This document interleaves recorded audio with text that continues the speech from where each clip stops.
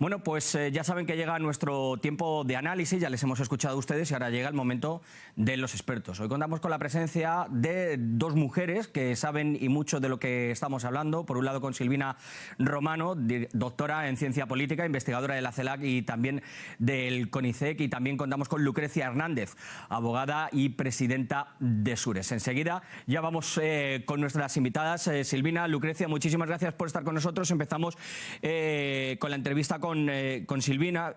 Hoy podemos decir que la OEA está en duda porque no ha sabido realizar aquello de integración y sí intervención, apoyando más a los Estados Unidos y no mirando al resto de países del continente americano. Sí, la respuesta es contundente porque en los últimos años, sobre todo bajo la Secretaría General de Almagro, en lugar de generarse mecanismos de coordinación, de búsqueda de consenso, lo que se ha generado es una intervención sistemática en la política interna de diversos países de América Latina, y me parece que trasciende ante todo el caso del golpe en Bolivia en 2019. Es decir, aquí hay dos cuestiones que estaría bueno debatir. Por un lado, la Secretaría General de Almagro, y por otro lado, el rol de la OEA en general. Y cierro diciendo que desde la construcción de este organismo en 1948, con la Carta Democrática, a pesar de las buenas voluntades que se juntaron para eso, lo cierto es que viene operando sistemáticamente para obstaculizar proyectos de democracia, de política y de trayecto económico que difieren de las directrices planteadas desde una élite estadounidense que se reproduce en el poder. Es decir, estamos hablando... Sí, dime. No, decía Silvina que lo que se ponía ahora en tela de juicio en esta sexta reunión de los presidentes de la OEA, ya está Lucrecia con nosotros y le quería transmitir también esta pregunta, es si es la CELAC una alternativa real, porque lo que sí que se está hablando es que ambos organismos podrían estar politizados, ¿no? Por un lado por la izquierda, por otro lado por la presión que ejerce Estados Unidos. ¿Es hoy en día la CELAC una alternativa real o podrían coexistir estos dos organismos?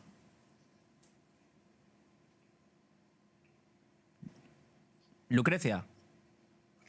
Sí, buenos días. ¿Cómo estás? Un gusto en saludarlo y participar en el programa. Sí, con respecto a la pregunta, yo creo que es importante la creación de un mecanismo, una institucionalidad multilateral alterna a la OEA, ya que desde su nacimiento, como señalaba la especialista, ha tenido dificultades en ser, digamos, una tribuna que concilie, que medie entre las diferencias entre los países, ¿no? Desde los últimos 20 años, sobre todo aquí en Venezuela, la posición de la OEA frente a la institucionalidad democrática en Venezuela deja bastante rezagos de una conducta ligada a los intereses del gobierno de Estados Unidos, que no está más decirlo, que financia más del 80% de el presupuesto económico de la OEA, ¿no? Creemos que esta nueva institucionalidad que están haciendo o que está en este momento en un proceso de fortalecimiento puede considerarse, digamos, en una tribuna donde los países puedan debatir de manera igual, en equidad de condiciones, las problemáticas que atañen a la región. Quizá ese es un poco el problema que ha tenido la OEA. Indicabas antes, Silvina, el tema del golpe de Estado en Bolivia. Hemos visto la situación en las denuncias o no denuncias de la violencia policial en algunas manifestaciones, por ejemplo, en distintos países de la región, ¿no? Con movimientos sociales que reivindicaban mejoras para su bienestar, mejoras en la educación, incluso lo que ha terminado en ese periodo constitucional, lo podemos decir así, para tener una nueva constitución en Chile, ¿no? Finalmente, lo que se ha visto es que no se es ecuánime, no se ha tenido el mismo rasero con unos países y con otros, dependiendo quizá del color político que tuviera ese país. No sé si es así. Y eso me parece que ha sido bastante evidente con el caso de Chile, con el caso de Colombia. Parece haber alianzas previas, además de larga data, con ciertos sectores de las derechas en América Latina y un sector que está al mando de la OEA. No me gustaría hablar de toda la Organización de los Estados Americanos, porque bueno, hay mucha gente trabajando ahí.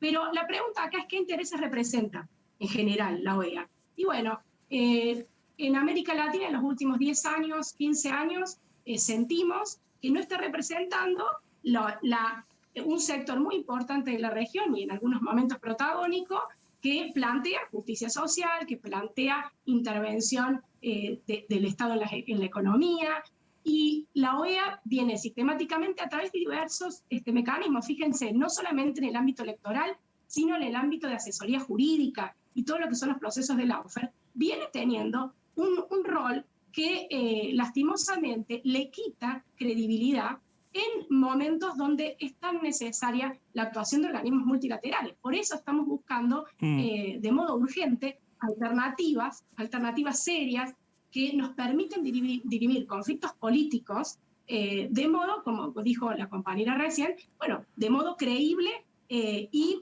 sustancioso, que lleve a resolución de conflictos y no a más conflictos.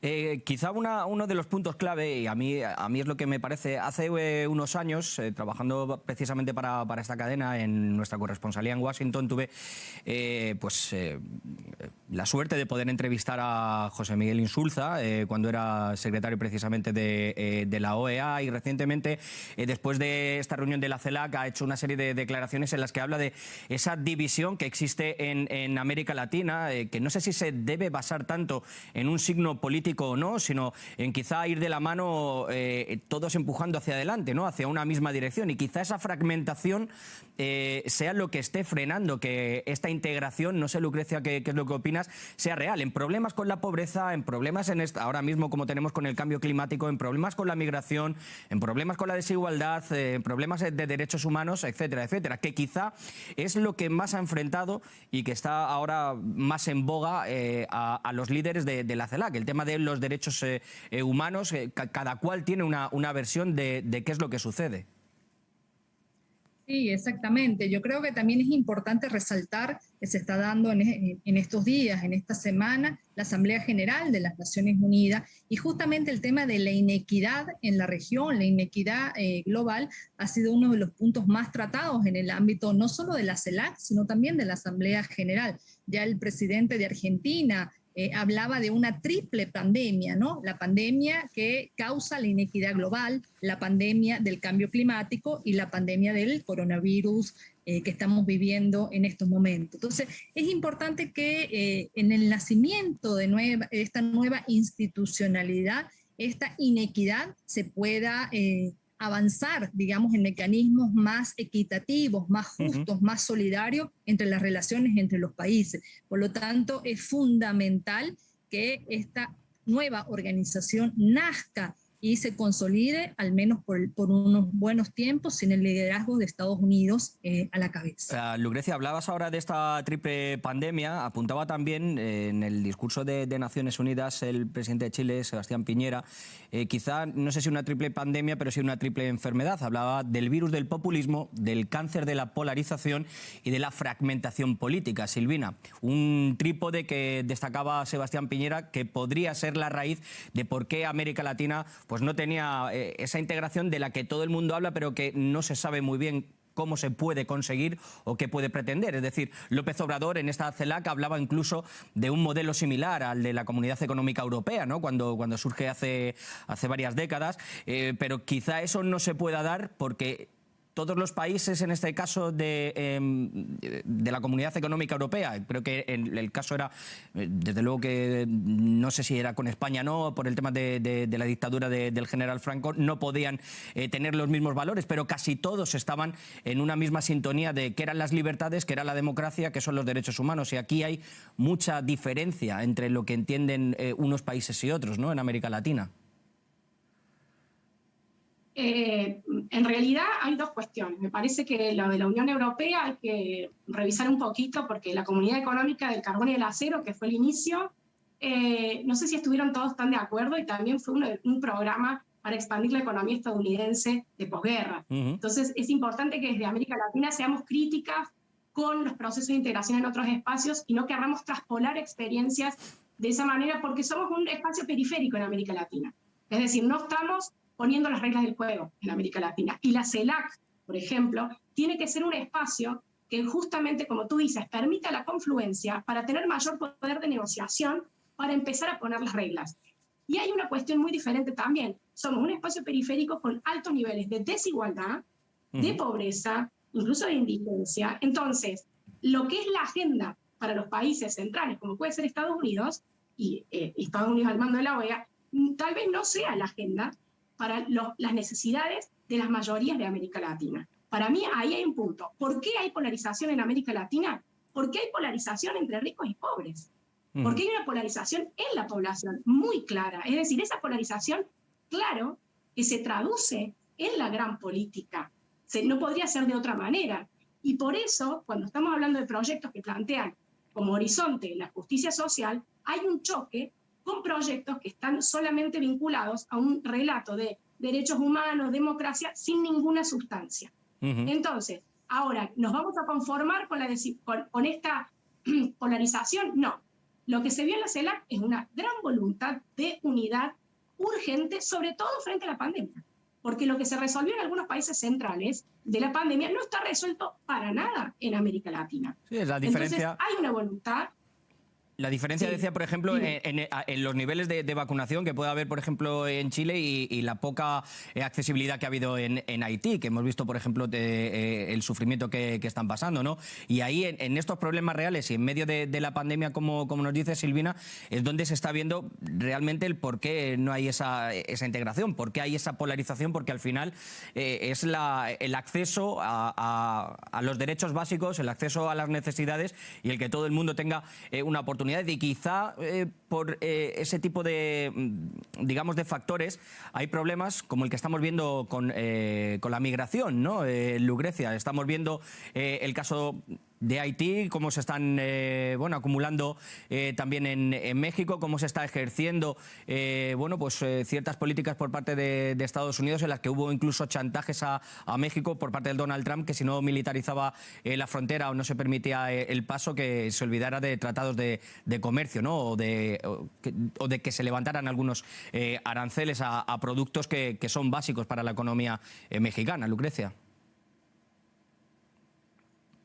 Sí, exactamente bien. Yo creo que el tema de la migración hacia Estados Unidos, desde Centroamérica hacia Estados Unidos, como también hoy el tema de la migración venezolana, hay que escudriñar lo que son las causas estructurales de estos procesos de migración que están relacionados con el tema de la desigualdad, con el tema de a los bienes de la humanidad, ¿no? Entonces creo que es importante poder analizar estas causas. En el caso en particular de Venezuela, nosotros hemos venido resaltando a través de distintas investigaciones que la causa de la migración venezolana tiene que ver directamente con el tema de las medidas coercitivas que ha aplicado Estados Unidos sobre Venezuela, y en el caso de otros países tienen su raíz directamente relacionada con procesos coloniales, procesos en donde Estados Unidos quiere imponer su hegemonía en el marco de los procesos de países, violando en muchos casos el tema de la soberanía de esos países. Estamos en un momento en el que yo creo que América Latina, como decías antes, Silvina, debe dar un paso hacia adelante, ¿no? Y ese paso quizá venga respaldado por estas iniciativas o esas buenas intenciones que hemos visto en la CELAC, pero que, como bien expresabas, no se pueden quedar en palabras, ¿no? Y en simples eslogans, ¿no? O proyectos en vano que caigan en saco roto. Es la hora de impulsar un nuevo regionalismo, haciendo real política, haciendo política de verdad y política para la gente, que es la que puede hacer que toda esta región vaya hacia adelante. Mira, la CELAC viene trabajando, y también eso es lo que no sale en los medios. Con el tema del COVID, la vacuna COVID, ha trabajado mucho la CELAC y está trabajando ahora de la mano con la CEPAL. ¿Qué significa trabajando? Han conseguido mecanismos para el tema de la vacuna y para desarrollar tecnología vinculada a fármacos y vacunas para reducir la dependencia de América Latina de todo lo que es la transnacional de la salud, que no vamos a hablar de eso porque si no me engancho. Pero se está trabajando en eso. Hay una agencia espacial también para plantear desarrollo tecnológico de punta, no solamente quedarnos en esta división internacional del trabajo que nos relega a ser los productores de materias primas, ¿no? Que eso siempre se discute. Se está trabajando en eso y lo que se busca, por ejemplo, ir con una voz conjunta a la COP, es decir, todo lo que sea cambio climático, tener una postura conjunta y sobre todo postura conjunta frente, atención, a las instituciones financieras internacionales que tienen que cambiar sus programas con respecto a las deudas de los países de América Latina y de la periferia en general, frente a una pandemia mundial que nos ha sorprendido a todos, pero vamos a ver qué hacen los países centrales ahora que tienen la posibilidad de condonar deudas, de ayudarnos. Ahora la pelota está en su cancha, tendrían que tomar nota. De hecho, hay varios organismos, incluso intelectuales de los países centrales, del Reino Unido, etcétera, que han planteado la necesidad urgente de condonar estas deudas, porque la pandemia es, como dijeron, es parte de una crisis que viene de antes y que la gente es la que está sufriendo las consecuencias. Sí, hablabas precisamente de condonar deudas, e incluso podemos hablar del levantamiento de sanciones, algo que conoce yo creo que a la perfección Lucrecia por el país en el que vive, algo que no se ha hecho caso a lo que se propuso desde Rusia con esos corredores verdes que el presidente Putin lo dijo. En momentos de pandemia, desde luego, lo que no hay que hacer es poner más piedras en el camino, sino tender puentes, y desde luego las sanciones y el no condonar deudas no es que vaya en contra de personas en concreto o de gobiernos. Finalmente, Lucrecia, quien sufre es la población, quien sufre es la gente, el eslabón más débil, ¿no? Sí, exactamente, Javier. En la misma declaración de la CELAC que firman los presidentes, hay un punto específico que se requiere al urgente levantamiento de medidas coercitivas contra los países porque no afectan a los gobiernos, lo que están afectando es a los pueblos directamente. Y también quería señalar que tú hacías referencia al tema de la deuda externa, al Fondo Monetario Internacional, y el día de ayer también el secretario general de las Naciones Unidas hacía una dura crítica al Fondo Monetario Internacional y a la repartición del dinero en el marco de esta pandemia, y criticaba cómo la mayor parte del dinero se está dando a los países que son desarrollados y cómo estos países deberían ceder esas cuotas a los países en vía de desarrollo.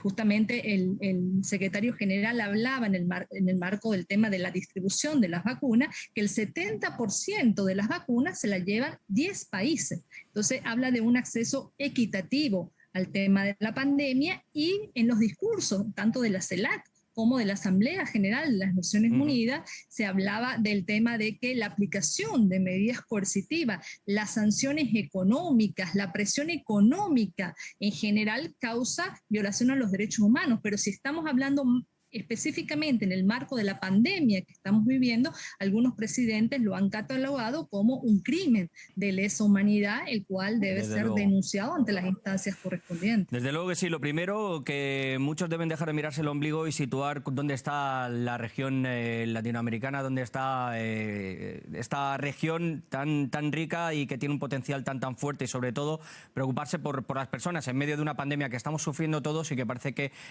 algunos se quieren quedar con todo, incluso aprovecharse y sacar tajada, como suelo decir yo en este programa, de esta situación tan grave. Silvina, Lucrecia, muchísimas gracias por estar con nosotros en el Zoom. Se me acaba el tiempo. Os mando un saludo muy fuerte y espero volver a contar con vuestra presencia.